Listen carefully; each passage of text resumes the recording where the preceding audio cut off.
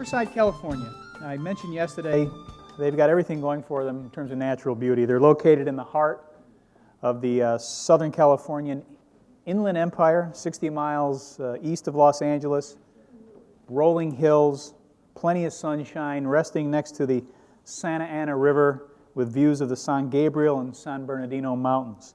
85 square miles. The city was founded in 1870 by a gentleman named John North.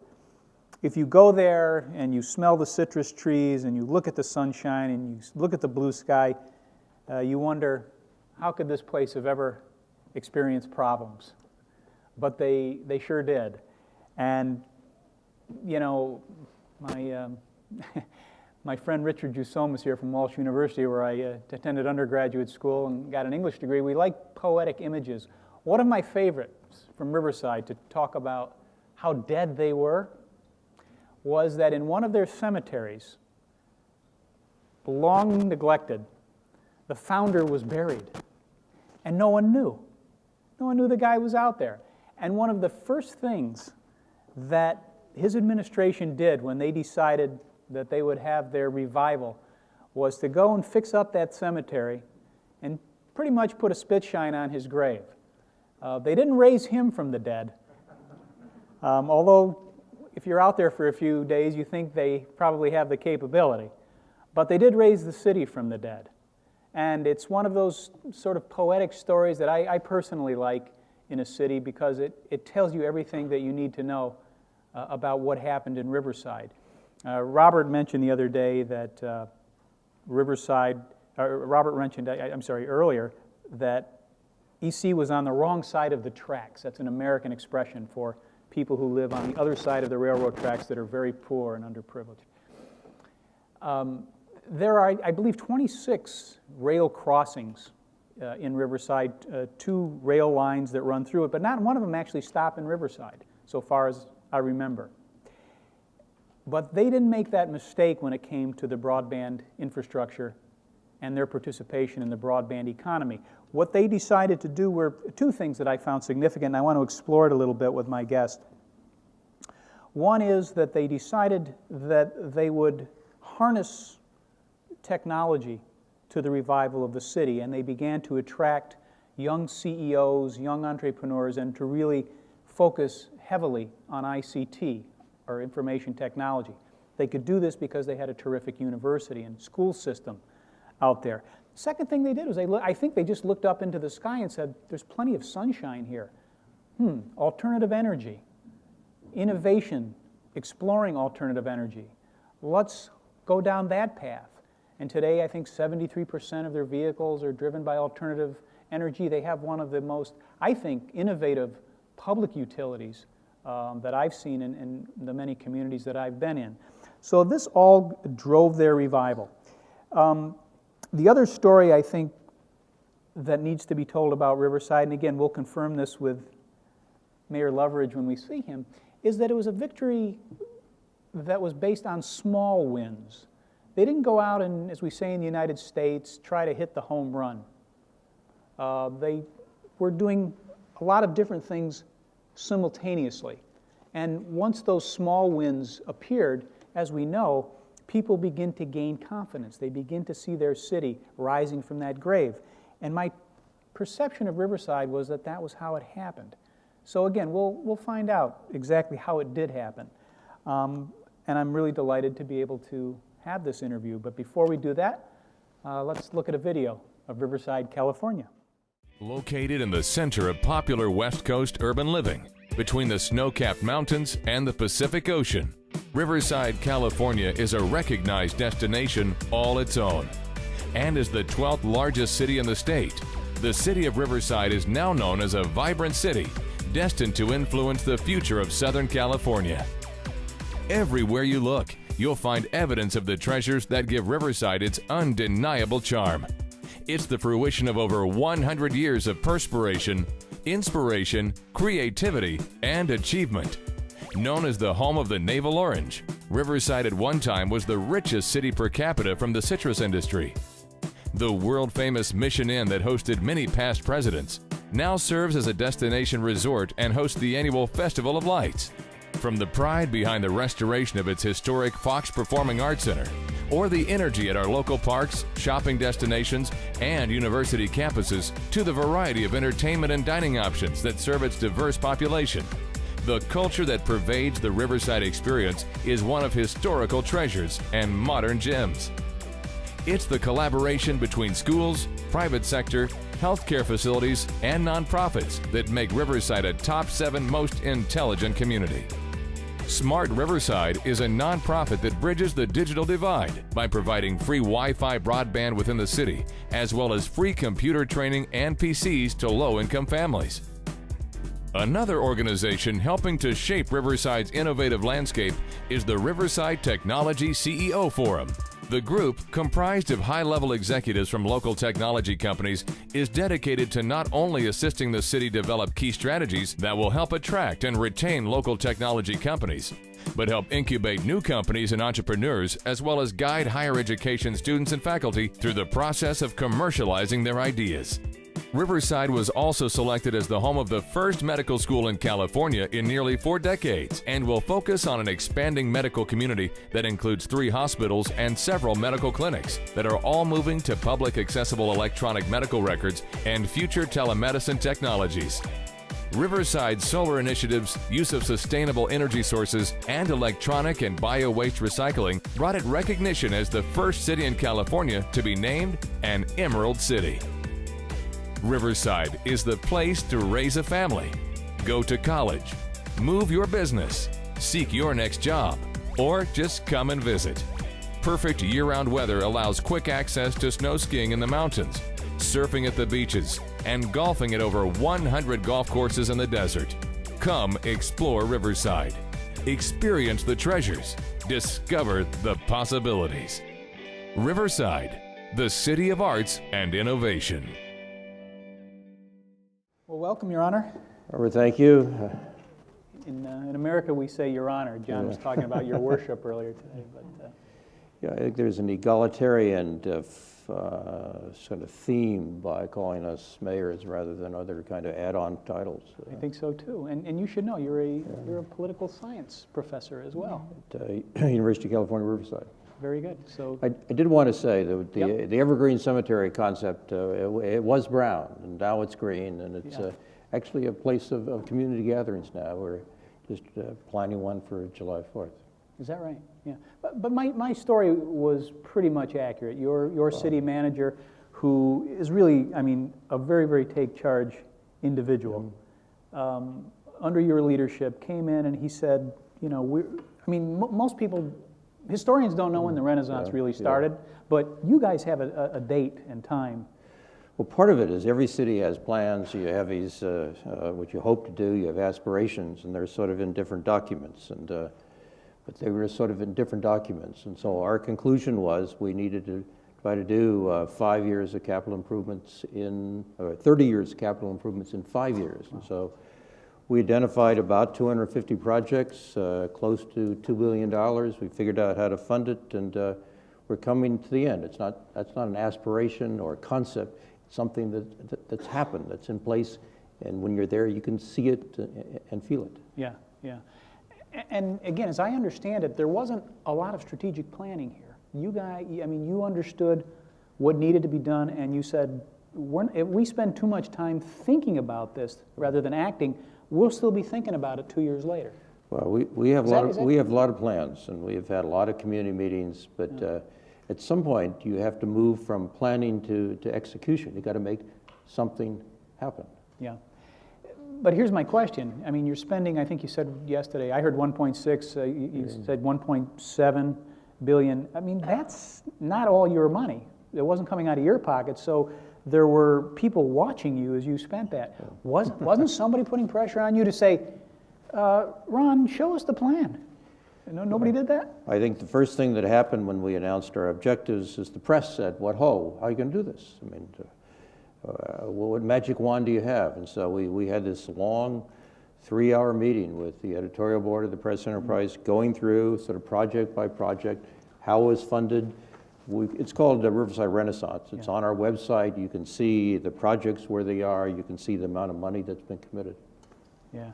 So in terms of committing, getting the public committed, you worked through the media first. Was that instrumental, or was there? Because there's a lot of buy-in that was required for something like this. I think the buy-in was that these weren't new plans. These are plans which people had agreed to, people wanted to see happen. They just were plans. And so I think the excitement about Riverside Renaissance was that we built things.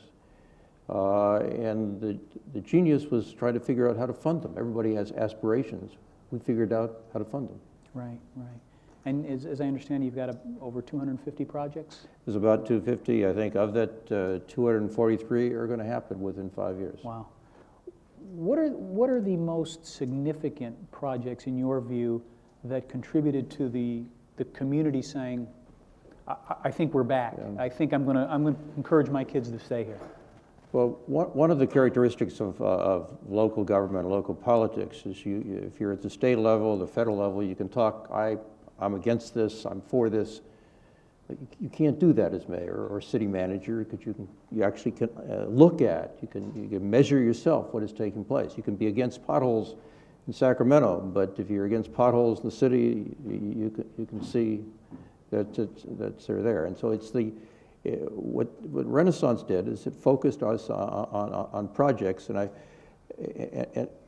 with cities, I think when you evaluate cities, all of us drive through cities. We go to the downtowns, we look at them and say, what do they look like? Yeah. And it's the look of the city which I think has been transformed by Renaissance. Some of it was simply landscape medians. Some of it was these major parks which have been on the books, which you drive by or you go in, and they really are quite terrific. The Fox Theater was a theater that was around for a long time. We had all kinds of aspirations, a number of false starts. We came together and we restored it, and now it's sort of the leading venue in the inland area. Yeah. Yes, it's easy to be against potholes. I think New York is the only city that's for them. And we've got so many of them that I think we've got a constituency out there somewhere.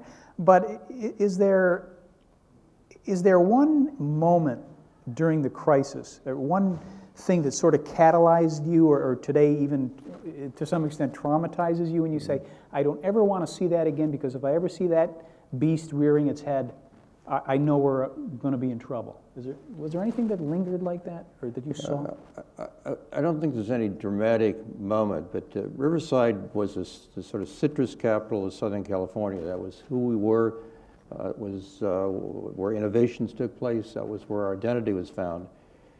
After World War II, when Southern California moved from a fairly small place to what is now 19 million people, it suburbanized. And as it suburbanized, it lost its original kind of character and definition. And I think what began to happen over time was that we began to say, we're something more than cheap dirt. We're something more than a place where you can afford to buy a house, or where you can afford to put up a building. We have an identity, and it was that, I think, recognition that there's an identity. We found it in our universities. We found it in Riverside Renaissance. We found it in being a smart city. We found it in being a green city, now one of the leading green cities in California. And we found it in what is our kind of slogan, which was Riverside, a city of arts and innovation. Yeah. Is that the identity now for you? If someone were to come up and to say, Mayor Loveridge, tell us what our identity is. Tell us who we are as a culture in Riverside. Well, that's the language you use. You start with, and arts and innovation. One of the judgments now I think you make of a city is whether, we've used the words, whether a city is fit, fresh, and fun. Yeah. If a city is fit, fresh, and fun, it's a kind of an exciting place. And I think arts innovation is try to capture that fit, fresh, and fun framework. Right. And it also, though, and you and I had a conversation about this, it also has to do, though, with quality of life, which increasingly, especially for the young CEOs and that CEO Tech Forum that you and Steve Reniker and others have put together, is important in that, given the fact that we live in a time, first time in human history so far as we can tell, where you can live anywhere you want and participate in a global economy so long as you have connectivity, the differentiator seems to be quality of life. there's capital in quality of life, right? I mean, that has an ROI if you get it right. Yeah. It's not just fun, you go out and have a good time, and then you go to a coal mine the next day, right? It's a different set of conditions now. As a political historian, do you? Yeah. Well, there's obviously a large number of choices in Southern California, and we're competing against cities which have beachfronts. And so if you look at where the most expensive properties are in Southern California, it's along the beach. And I think we recognized, and that was that for us to compete and to differentiate ourselves, we had to do it in the quality of life in our city. Otherwise, people would choose to live elsewhere. Right. And of course, what was driving that was the infrastructure. You had to get the infrastructure right. How did you make that happen for everybody? Because you certainly had a lot of other people on the other side of the tracks. Well, and I emphasize that part of what Renaissance did is it changed the look of Riverside. We also had something that I know many cities have. We call 311, where you call and city responds. This past year we had about 200,000 calls, which is a lot of calls. But it's not simply the calls, we answered them. And I think if you come to our city and kind of track what happens on our 311, it really is a national best practice. Not only the taking of the calls, but then doing something with them. So again, there's the perception now that, and I actually asked the people who worked in the hotels, you know, the people who flagging the cars for me. I asked them, "You've been here a long time. What do you think about Riverside now?" And they said, "Yeah, we're a good place to live again. We're coming back." So you get that verification. Well, I mean, people often say, what do you need to do about city? You got to create a marketing program. And I think as someone observed, the best marketing program is the testimonials of people who live in your city. Right. And you've got to start with that. Yeah, yeah. We were talking earlier in one of the other conversations about the mayor of East Milano, Mr. Santini, who still, you know, so far as I can tell, kisses babies. Always a good thing. You have, as I understand it, a walking tour. You go out and walk around, and what do you do when you do that? Well, just a couple kind of ones. We had something I'm very proud of. We call Mayor's Night Out. I think we've now had 162 of them. But each month we go out to a different neighborhood. We sit not so much to tell our story, but to listen to the neighbors. And City Hall has to, I think, move outside its limited context. We also have a thing called Walk with the Mayor. We try to do it once a month. You pick a major area of the city, we invite a guest. It's about 2 to 3 miles, and you can come out, and it's a time of networking, a time of exercise. It's also a time of discovery of places. So much of our lives, we go down a fairly narrow path, and so by walking around the city in different places, you discover things that you didn't know were there. Right. Anything come to mind recently that you've discovered, or any memorable walks with citizens and folks?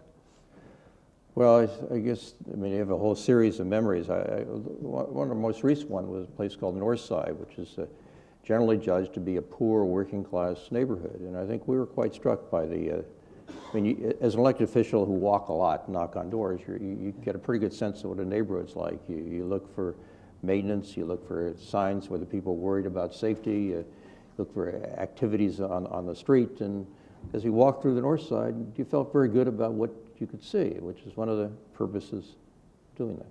Yeah, yeah. Communication's important, obviously, because again, you're increasingly getting a more educated class of people there. You're getting young entrepreneurs in. How does your workforce look to you now versus the way it looked 5 years ago, or when the Renaissance was launched?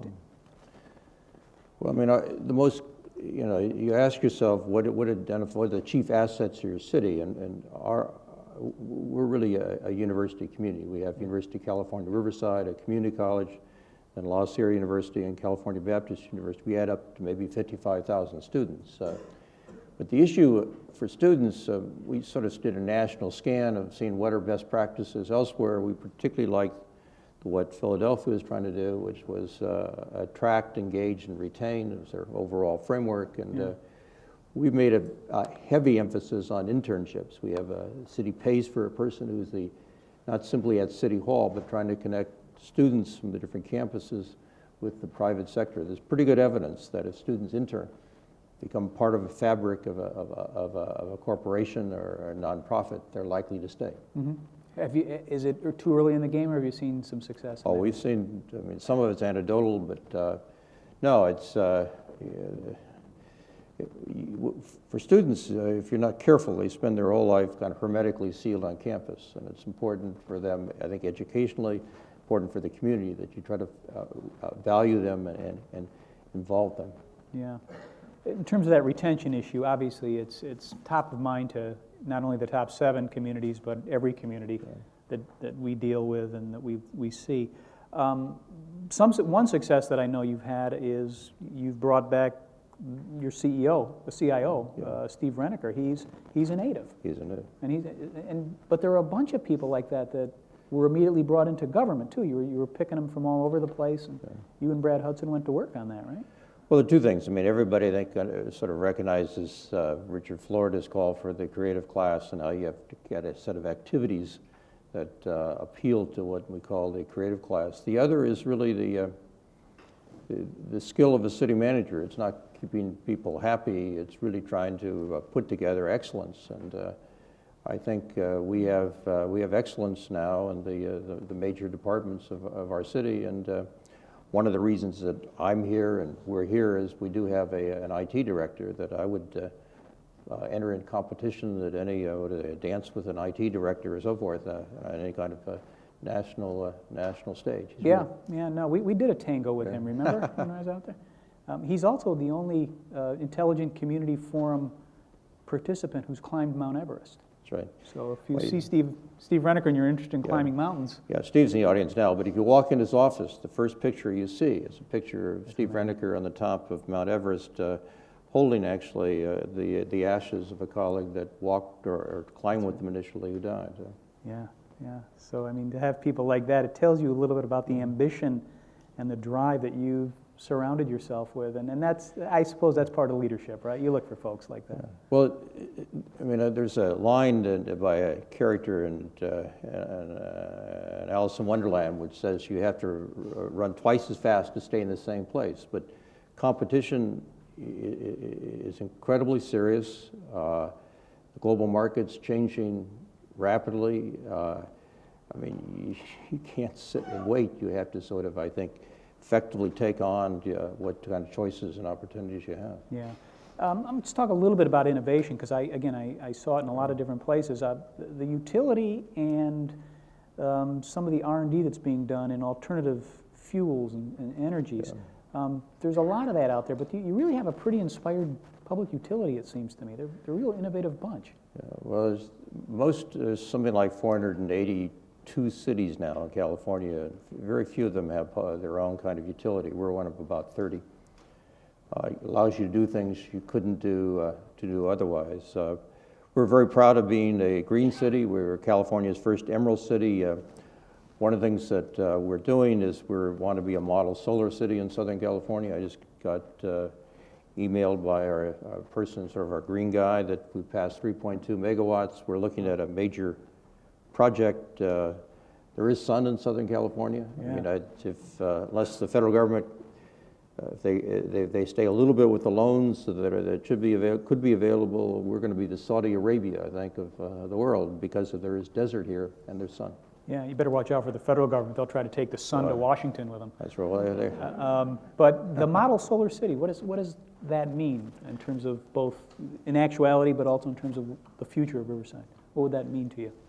Well, we're trying, besides a marker of how much megawatts you have, and there are some state requirements, we're trying to encourage through some really rather explicit incentives to have our citizens put solar on their businesses. We're encouraging business to put solar on the roofs. We have something that we've funded, and it's called SC RISE, Southern California Research Institute in Solar Energy. It's sort of a national place where we're trying to look at how to make solar more efficient. We're doing, I think, as much as any community I can identify, and trying to see solar as a part of the future. It's not simply what the utility does, but what we as consumers do and what business can do. Yeah, and there's a lot of course, R&D going on. There's some DOE contracts that are out there that are substantial as well. And there's also, it reminds me of Stockholm as well, in that you're very committed to the environment. I think in many cases you lead California, you exceed them. You're building a new sort of medical city, and I think there were 700,000 tons of waste from the demolition of a building, and every inch of it was recycled. Well, was in Stockholm for the Green European Capital, and Stockholm is really an extraordinary place. But we're very proud of. We have kind of a green action plan, which we think identifies a whole series of steps the city can take, many of which is sort of move us, again, toward the front of the parade of cities in California. Yeah. In terms of the medical university, the teaching hospital that's going to be there, it was mentioned in the video, it's the first one in 40 years. I actually sat down with Dean Olds, who's overseeing that project. He's got a pretty interesting vision about how he's going to teach doctors. Well, one of the problems of an institution is that it's hard to change. I mean, he has an opportunity and to sort of draw on the best of experience, the best of national best practices as that medical school takes form. I mean, we're not going to have a physical hospital where the medical students are going to be integrated in the medical facilities around our area. And his objective is not to train people and send them abroad, but rather train people, have them stay. Right. Right. And also he's talking about curriculum where the physicians are going to be trained not to, wait till they have to be invasive and use expensive technology. He's thinking about a curriculum that teaches the preventative health and fundamentally takes the California lifestyle, which is very healthy, as we know, and move it into the practice of medicine. Yeah, I heard him say that one of the most important things that you could do for medicine is to walk 50 minutes a day.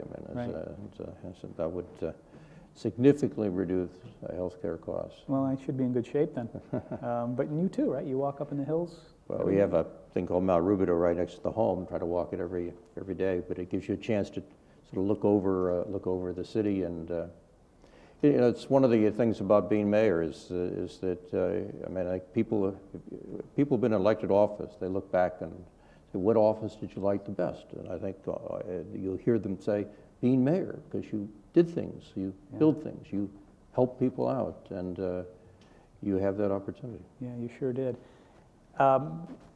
We were talking yesterday also about Glazer, who's written a book about cities, and he, as you say, he talks about the big cities, the mega cities, but he doesn't talk about the Riversides and the ECs and some of your colleagues in the top 7. As a political scientist, where do cities your size fit now in the modern economy over the next 100 years as we move into this new renaissance? Well, it's difficult to separate cities because we're not moded places from the region we find ourselves in. But I mean, I like the idea of the kind of edge cities that the region is made up of a series of dynamic centers, not all central city, but in many parts to a region. And I think the mystery of this is how does the city accelerate what it does best at the same time to try to connect with the region, because in many ways the region's quality of life and economy shape what happens to the cities within. Right, and yet you still want to keep your personality, right? Oh, well, there's a textbook which identifies the 3 imperatives of urban politics. One being the politics of growth, and we've talked about that. Yeah. The second being the politics of governance. We talked about how to stay elected, and the third is the politics of defended space.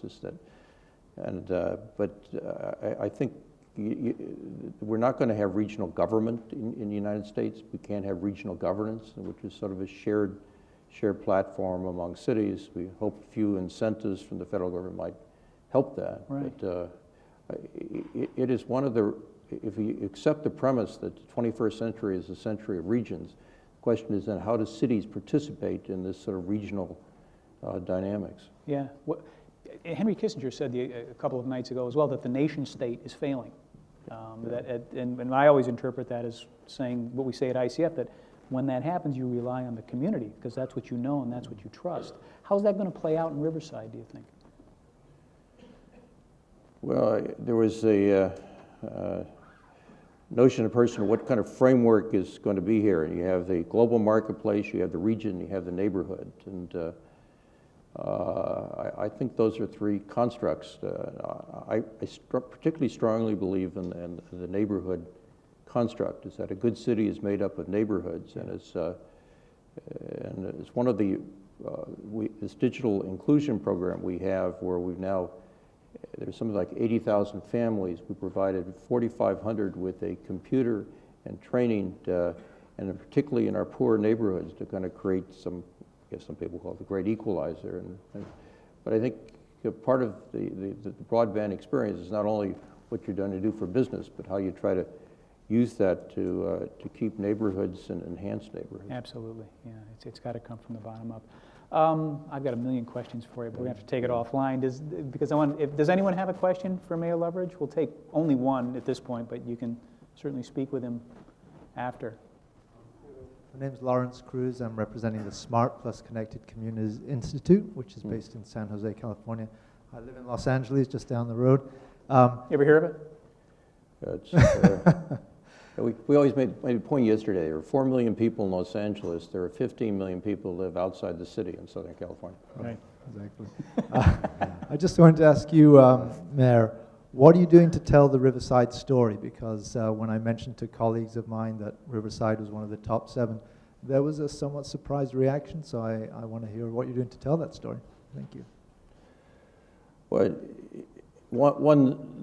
the story is not easy to tell because there's so many people trying to tell stories. In the textbook I use for teaching a public opinion class, it talks about everybody's exposed to about 1,500 persuasive messages a day.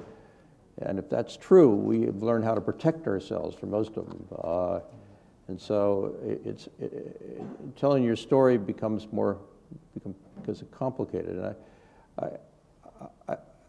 And part of this you do it by, we mentioned before, by individual testimonials of people, but we're trying to devote quite a bit of money to telling the story in different forms. You know, it's hard to distinguish yourself in Southern California. There are freeways running, and people begin to know cities because how many exits they have on freeways. We don't drive down Main Street anymore, so it's how do you get people to understand who you are, and I think you use your assets. I mean, we're trying to talk about our universities, about the Mission Inn, which is one of the pictures. We think it's the most iconic hotel to visit. Ronald Reagan had his honeymoon there. He and Nancy got married, and Did I sleep in his bed? Could have slept in his bed. Lawrence Welk was playing the same night. He came to Riverside. Right. But in terms of telling your story, you're right. And as you said earlier, just do what you're doing now, do it well, and organizations like ours will tell your story, and it'll get out. We plan to tell the ICF story in Riverside when we get back. Very good, Mr. Mayor. Thanks so much. Congratulations. Thank you. Well done. Yeah.